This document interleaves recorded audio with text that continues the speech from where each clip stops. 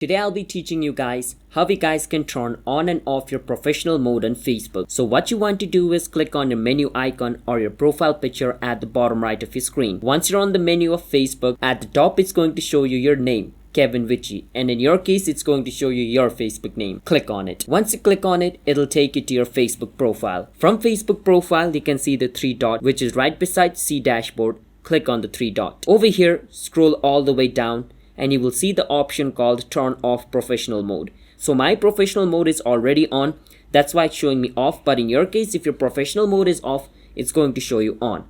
But doesn't matter, just click on it. From over here, if you click on continue and it's going to show you turn off, click on turn off. If you do that, your professional mode will be turned off. But if you click on the three dot, click on turn on professional mode, click on turn on, then your professional mode will be turned on. That is how we guys can turn on and off your professional mode on Facebook. It's that simple. So if you guys found our video helpful, then hit the subscribe to our channel one step. I'll see you guys next time.